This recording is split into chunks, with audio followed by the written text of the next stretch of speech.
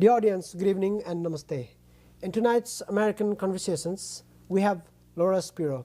Laura Spero has done a lot of work in uplifting Nepali children and Nepali women's lifestyle, especially in the West Nepal, in Kaskikot, in Pokhara. She was recently featured in the cover page of the Washington Post magazine. And tonight we are sitting down with her to talk about her contributions to Nepal and the motivation that made her to go to Nepal. Laura, namaste. Namaste. सन्चै हुनुहुन्छ? सन्चै छु sir. अनि तपाई नेपालीमा कुरा गर्न चाहनुहुन्छ या अंग्रेजीमा कसरी गर्नु होला? अलिकति नेपालीमा कुरा गरेर अंग्रेजीमा बोल्ने होला. That should be fine, right? Okay. So we would like to welcome to the American Conversations. Thank you very much. And before we start going into what you did and what you have been doing in Nepal, our audience would like to learn something about yourself. Could you tell our audience something about yourself, please? Sure. I grew up in the Washington area, in Bethesda, Maryland, just outside of Washington, D.C., and went to Georgetown Day School, which is a private school in D.C., growing up, and I think that had a really big influence on a lot of my life afterwards. The education that I had at GDS for sure was a very, I guess I would say, outside the box kind of progressive education. We called our teachers by their first names. I'm still friends with many of the teachers I had through high school. I just had a very unique and kind of creative education there that had a big influence on me. And I went to Williams College. I majored in anthropology and studied neuroscience as well, which I think was kind of the beginning of my exploration of I don't know, people, kind of looking at neuroscience and anthropology as two sides of the study of human beings, from the biology of the brain to the kind of bigger, softer picture of the study of cultures. And when I graduated from college, I had absolutely no idea what I wanted to do. I actually, I majored in anthropology really just because it was interesting to me, not because I had a clear objective of what I was going to do with it after college. I used to joke that anthropology was the study of people and everything for people who really didn't know what they were exactly interested in. But it turned out to be a great course of study for me, and sort of interwoven in the time that I've spent in Nepal. I've also done a fair amount of documentary and oral history work.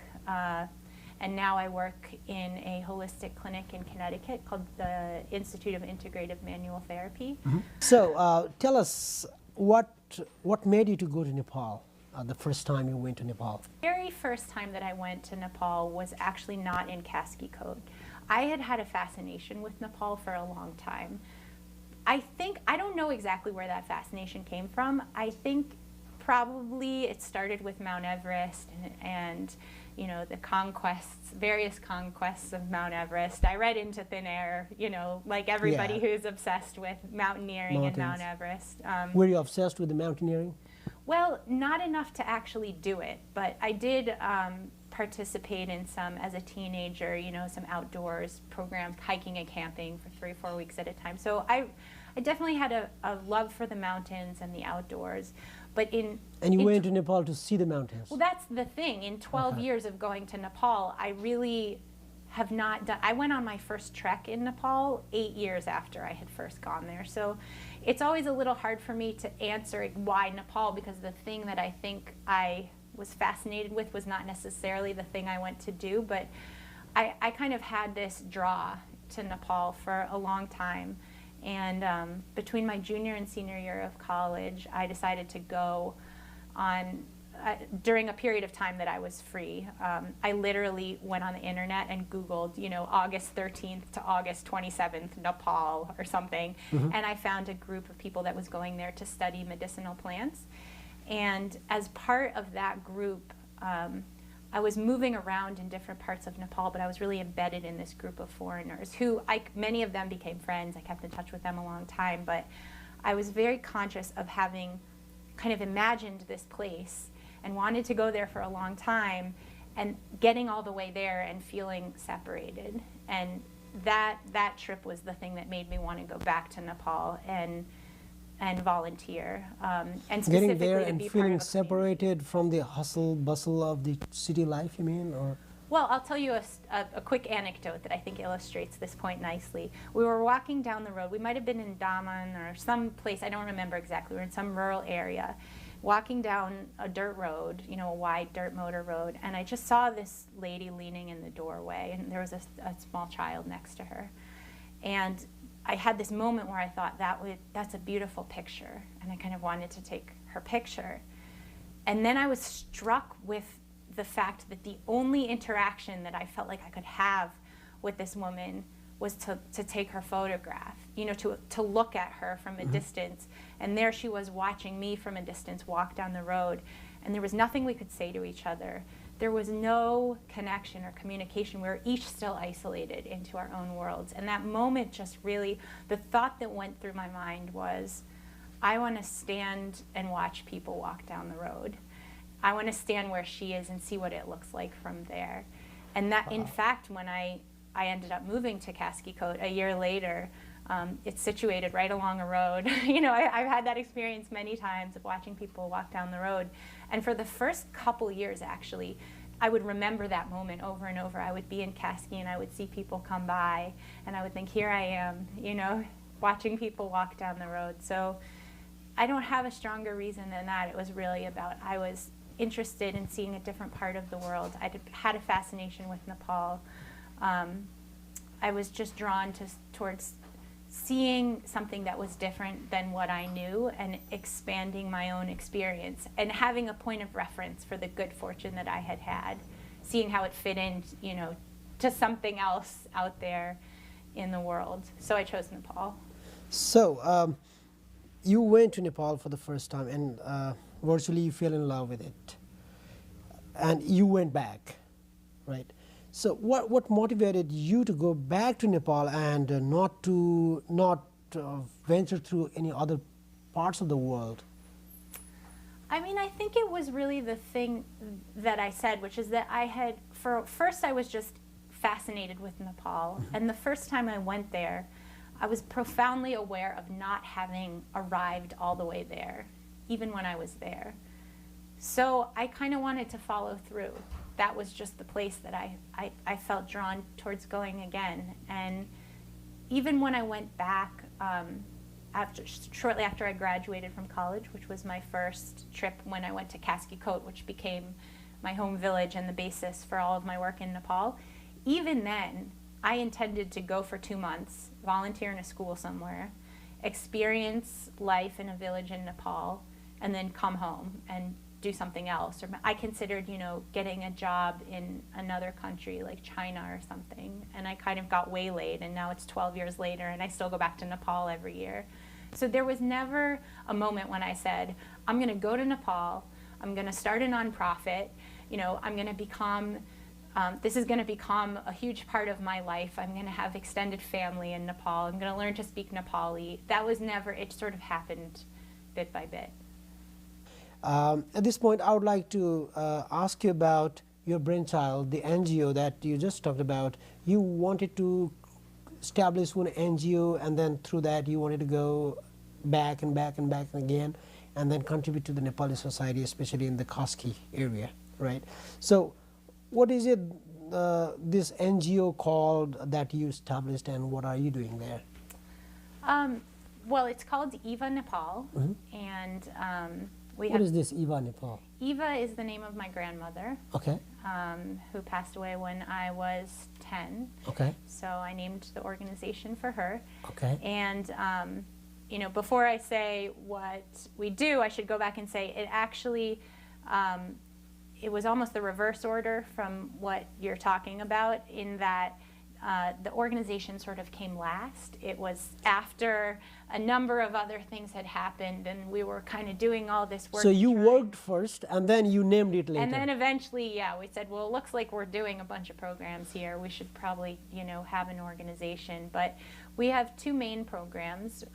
One is a higher education fellowship. So That's for kids who are the first educated generation in their family after they graduate from high school. So they pass their SLC or school leaving exam. I can't even remember what that stands for. But they graduate from standard education. And after that, it's very unclear what they should do next, because in most cases, and this is a widespread phenomenon across Nepal, those kids have uneducated parents from largely uneducated communities and little to no income. So one of our programs is a fellowship for kids who fit that description, and they get a 90% scholarship to do their +2 degree, their intermediate degree.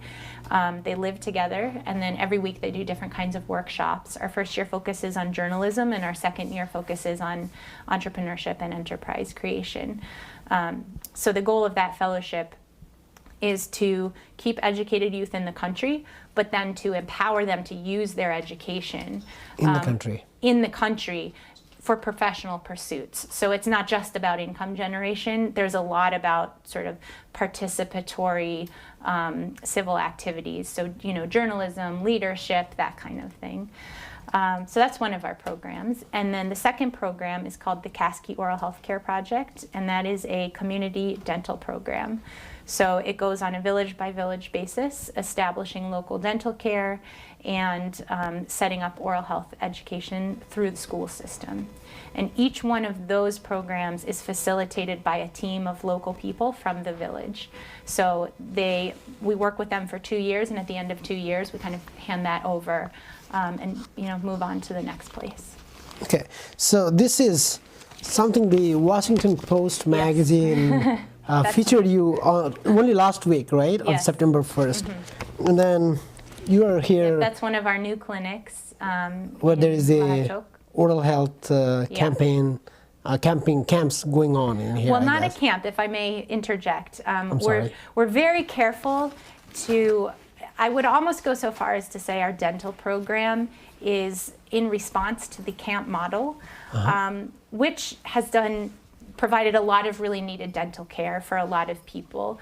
That's a very traditional, the sort of medical camp model is you see that very commonly throughout Nepal. What I observed in the time that I was living in Kasky is that while that can help a number of people in a brief period of time, it certainly doesn't address underlying or long-term problems, and in some ways even perpetuates them. So the way our program is set up, the first thing that happens is that a local healthcare practitioner is trained to be able to provide dental care, and that person staffs the clinic once a week. So it's a local healthcare provider in that village who gets training from an organization that is derived from a program by the World Health Organization, so a very well-respected dental care training program. And then they begin offering dental care services once a week in the village locally. And then that's the easy part. Yeah. The hard part is educating the community and mobilizing people to make use of the clinic, and then also to institute prevention measures, which is the other issue with the camp model, is that you're always kind of treating something at the end of a causal chain, whereas dental care, it's not that hard. You invest in a 20 rupee 15 rupee toothbrush, 30 rupee tube of toothpaste, and you're pretty good for a while. So we call our program seminars, which is where they work through schools, we bring parents, teachers, kids, and it's basically a catalyst to educate people about oral health care and also to introduce them to the local clinic, which they can then begin using. And then after 2 years, EVA Nepal shifts away from the village, and it's just run locally by the school system, by the local government, by the Ministry of Health. So did you have any trouble because it looks like this program was or would have been in a certain form? So why are you duplicating our program? Was there any kind of protest against this movement that you were carrying out in the village? I mean, there were certainly resistances that we encountered. I think the ones relating to dental care were pretty straightforward, and those had a lot to do with people's beliefs about the dangers of dental care. There's common mythology that dental care can cause blindness or mental illness or deafness. So we certainly found early on that the educational component was critical, because you can have a clinic there, and if people think they're going to be blind, if they go there, then they're not going to use it.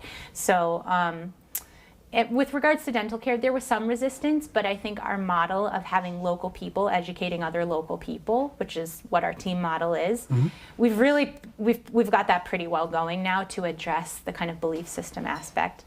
Very early on in the program, there were difficulties having nothing to do with dental care that was much more about sort of social, political tensions and struggles. There were some people who were unhappy with me for reasons, and sort of lashed out at me by trying to undermine the dental program by exploiting people's fears about dental care. So it became this kind of confusing, ball of resistance. That was a good lesson, I think, for all of us. So you were there in the village when this Maoist insurgency was in its kind of tipping point. That's true, yeah. Yeah, and you were courageous enough to take this project there on your own. Yeah, I mean, now Kaskikot, my home village, is located fairly close to Pokhara, which was a pretty well-controlled area, controlled by the police, controlled by the military. My closest co-worker there, whose name is Govinda Paudel, he was my co-teacher at the school, the primary school where I taught. He helped found the dental program with me. He's Maoist. He's not a militant Maoist. He doesn't walk around with a gun, but politically, he's very much a supporter of the Maoists. His family suffered a great deal of violence at the hands of the police and the military. So, I felt it was very close to home in those ways. I never particularly felt in danger due to the political struggle in Kaski. I mean, you can always be in the wrong place at the wrong time, but if anything, people sidled up to me. We'd get to a checkpoint and people would say, I'm with her, because, during that period, the Maoists weren't really targeting foreigners. So I can't say that I felt that it was really all that dangerous. Yeah. Laura, we were talking about the political activities in Nepal and their impact in your social work. How do you view Nepal's political situation there? Well, I should preface by saying, my experience has very much been at the community level, and that is where my perspective comes from. And I'm no expert on Nepal's national politics per se.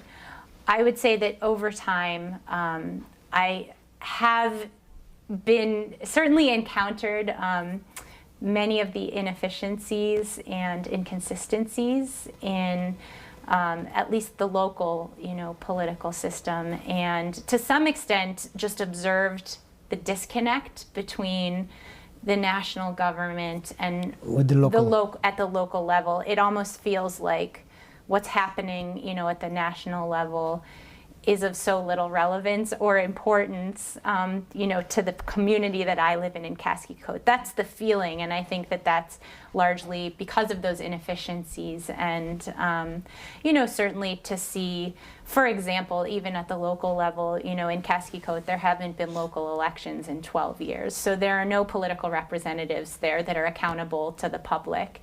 So the Nepal government, as a political institution, receives a lot of national, international donation through governments and international non-governmental organizations like World Bank, IMF, and so on and so forth, and in the name of people to whom you serve. And do you feel that all those government aids coming to the village level? No. Again, my experience with it is looking from I'm asking about right? what did you receive any trickling down of the budget or any program in the local level where the beneficiaries are of that aid or donation or any kind of help that comes from the government? I mean, the only obstacle to my answering that question with complete integrity is that I don't always know what's coming in from the top, right? What I do know is this: we have a dental care program which after 6 years of getting started, we were prepared to hand over at the local level for a cost of about 1,000, I'm not used to thinking of it in English, 120,000 rupees per year. Okay. 20,000. Okay, so, which, you know, in the budget that any local government or VDC is given is not a huge amount of money to be able to staff a weekly dental clinic that the community has clearly been making use of, you know, for the last 6 years. And the local government in this one area couldn't quite get everybody on the same page to do that. And nobody in that government is accountable to the desires of the population, because none of them are actually elected, none of them have seats that they could be losing in the next election. And some of them have personal interests or personal reasons, you know, why they would want to make it difficult. So an entire village of 12,000 people cannot get dental care because that budget, which is coming from the government, somehow can't, you know, get allocated right. Now, if we had a room full of people right here that included all of those representatives, I'm sure that people would have a lot of explanations for why that's the case, and I don't want to give them short shrift. All I'm saying is that at the end of the day, they couldn't make that work, or at least they haven't yet. And I don't think that that's due to problems that really extend far beyond systemic problems. Who's accountable to what, who has what power, why, where people's interests lie. And it doesn't make any sense. Here's an easy healthcare that you could provide, you know, for a whole rural area. So I can't say a lot about sort of, if I was to extend that principle out to every level of government, but from the local level to the national level, I might imagine that there probably would be a lot of loss along the way of funds that were intended to, you know, provide public services. But it hasn't been, I don't have the concrete, you know, direct experience to necessarily be able to say that that's the case. Yeah. Let's come back to the comfort zone. So how do you sustain your project? It needs money, right? Yes. So up until now, I've been able to pretty much sustain the entire project with private donations, just people who like what we're doing and have made contributions. We've had a couple of small family foundation grants that have been really important to us, you know, a few $1,000s.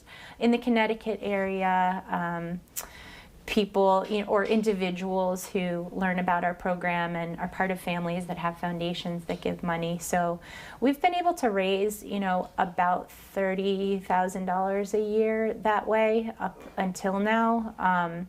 This year I need to raise $150,000 because the programs for a long time were sort of being refined and developed on a small scale. In the case of dental care, in 2 villages, and in the case of the fellowship with a handful of about 5 fellows. And we're right at the point where we've said, okay, we have our model, we know what works and why, and now we're ready to grow it. And we've started to do that. So last year, the Caskie Rural Healthcare Project was replicated in 3 new villages, and we have 3 more that are about to start this year. So our budget has just sort of taken a big, you know, we've had to hire more full-time staff in Nepal, all of that. So this year it's really critical that I'm able to get foundation grants. And the thing I'm most passionate actually about is expanding the base of private supporters, because I feel like that's a beautiful part of this program, is that it's been able to get this far just on people's enthusiasm, you know, and the connection that people feel to other people. And I think that that's very much the way the programs themselves are built. It fits the culture of the organization.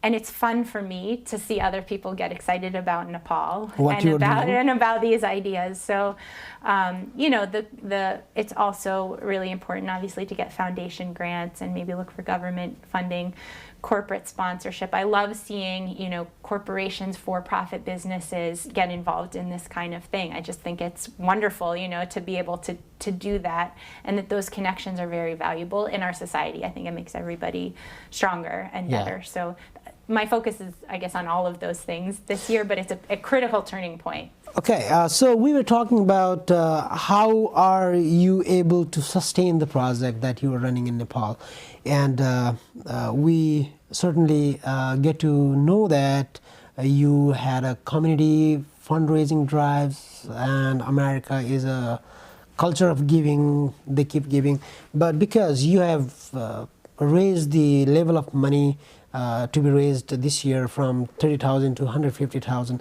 Are you expecting some big donors or corporate donors? Because this has been featured in the main corporate page of the Washington Post. Are there any pledges Honestly, already?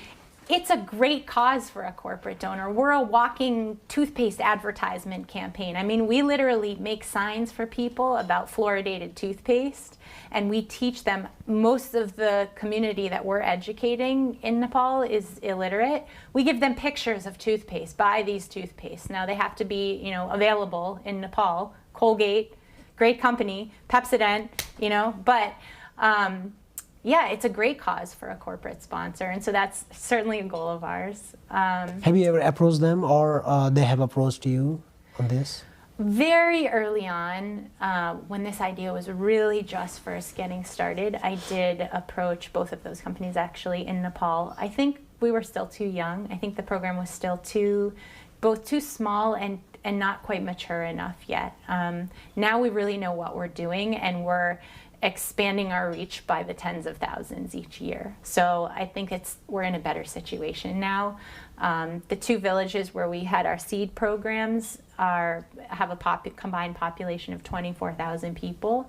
The three villages where we started last year have another 12,000 people. They're a little more remote. And then we're coming up on an area of another three villages. So, I think now we're more at a stage where we're more interesting to a corporate sponsor. But in addition, I can't emphasize enough what I said before. I think a big part of what I've learned from this process is how when people get excited about something, they really do mobilize and pitch in, and it really makes a big difference. That all adds up. So our website is a way to contribute online, evanepal.org, and I think that will always be part of the foundation of this organization. As much as we're pursuing grants, foundation money, government money, those things are important. You can't rely just on one sort of, income 101 for nonprofits. You can't rely just on one source of funding. And so those things really are really necessary, for us to do now. Private donors want to see that too. But to me, the sort of populist nature of the organization is something that I want to see it retain, because I love seeing people get excited about being a part of something. That's been a huge point of gratitude for me, even in organizing our local fundraiser in my neighborhood growing up, is just, it started out feeling like I was going from house to house to beg for money, and over the years it's evolved into going from house to house to have people go, come in, what's happening how are you? We're so happy to see you. We're so glad to make a contribution. And that's a great feeling, to see that it's uplifting for people in a lot of different ways. So I think that part of it will always be an important part of the financial base for the organization. नेपाललाई दोस्रो घर बनाउनु भएको छ, सो तपाईँ प्रत्येक वर्ष नेपाल जानुहुन्छ, आफ्नो प्रोजेक्टलाई मोनिटर गर्नुहुन्छ, हेर्नुहुन्छ, अनि त्यसपछि नयाँ कुराहरू थप्नुहुन्छ. सो नेपाली समाजलाई हेर्दाखेरि, नेपाललाई समग्रमा हेर्दाखेरि, to see Nepal in totality, how do you want your second home to look like? कस्तो देख्न चाहनुहुन्छ नेपाललाई? I don't feel like I think I have to answer that question in English. Okay, that's fine. Because that's a hard question. Sorry. No, it's a great question. And I think a lot of my experience in Nepal has been sorting out what I can and can't do. I feel like we should all be responsible for the part that we can do. We should do it. And sometimes in order to do that well, we have to recognize what we can't control. And with that in mind, I guess I feel like if everybody did that, then the possibilities would be tremendous for Nepal, to have the things that you would expect: better infrastructure, better opportunity, choices, security. And I'm, like you said, very connected to my Nepali family. My ama, who was widowed when she was 23 years old, and my Didi, whose name is Malika, and Bishnu, my younger sister there. And they're both about my age. Malika Didi is 2 years older, and Bishnu is 2 years younger. So I see myself kind of through them. I see this mirror life. And, if I think of them, I would like Didi and Bishnu to be able to have the kind of choices that I've had in life, to be able to do what they love, to be able to feel satisfied with their day, to provide security for their children, not to worry about their basic needs. And I would say the same for Amma, even though her life is very different. She's a widow, now living alone in a rural part of Nepal. And, I see that what matters to her is her family, is communication, is knowing that the people she loves are safe and nearby, and that she doesn't have to worry about her own safety and security. It pretty much comes down to that. So I guess I don't know exactly how to answer your question. So, you answered the question already. But at the meantime, what is it that Nepali people should, for example, you are a Nepali individual, for example, and you are in Nepal. What is it that you would expect from the government so that you could, bring out your full potential for the service of the community? So can I give you two answers to that question? Yeah, please. I think as far as the government goes, the government's responsibility is to provide services for the people. So again, not being an expert on the government, my experience is at the community level, but I would just love to see a government that could provide effective leadership. It's very hard for me to imagine things changing significantly in Nepal without that. You can look any place in history and see that. There's only so far, I think, that people can get inside of the country without good leadership and without basic services, and with electricity going out 16 hours a day. I mean, those are limitations that the government has to address.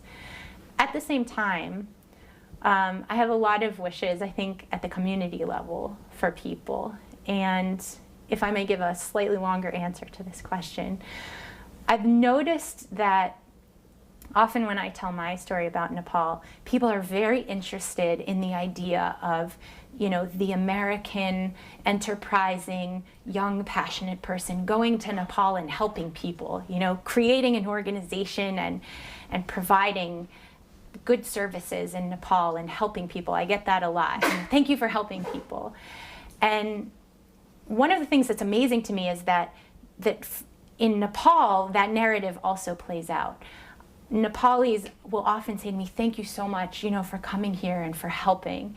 And the reality is that my experience of being in Nepal doesn't really fit that story. It's much more that I went to Nepal and I wanted to connect with people there. I was interested in learning about life in Nepal.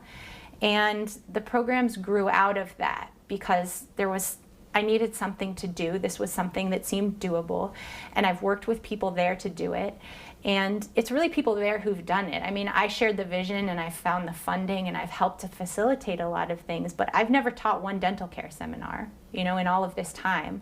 I've never even brought in American dentists. The very first time that I went and saw our second clinic, it had been established while I was in the US, on Skype. And these are people in Nepal who did these things. And so I think that this story of there's so much more to the story than the creation of the organization. It's really more about collaboration. It's about connections between people. And I think that it does everybody a disservice when we narrow that story to the sort of traditional American ideal of going out and starting a thing, like I went there to work. That is what came out of it. But that was a product of time that I spent with people. And the richness, the real story is more there. And I would love to see, so to answer your question, I would love to see Nepali people get rid of this story about people coming from other places to help and to do things, even if it comes from gratitude, because it's Nepali people in their own country who, if they don't do it, are ultimately going to, I mean, outsiders can come and make some changes here and there, and you know, I'd like to think that programs like mine help to catalyze opportunities for Nepalis to create changes within their communities for themselves. But they still have to be the ones to do it. The story I told you about, you know, our dental care program being handed over to the local government is a perfect example. I could keep having my program fund a dental clinic, you know, there. Yeah. But that's not the point. And I think that this story, this narrative that we continue to tell ourselves on both sides of it, is limiting. So that would be my hope, I think, for Nepalis, you know, at the community level, is to get rid of this idea that people are going to come and even oh, thank you so much, like we can do it, you know, we're gonna do it ourselves. Yeah. Thank you, Laura. Thank you so much for joining the American Conversations. Thank you for having me. Thank you. Dear audience, with these conversations with the unsung hero of Nepal's communities, would like to wrap up tonight's American Conversations. Good night and namaste. We're very happy to have Laura doing this wonderful work in Nepal, and we have visited her village twice during this time period. We know her family and her colleagues and her students, and we've enjoyed those visits very, very much. I agree with everything that Ba has said. I'm Amma, Laura's Amma. Laura is very devoted to the country of Nepal, the people in her village, her family in Kaskikot.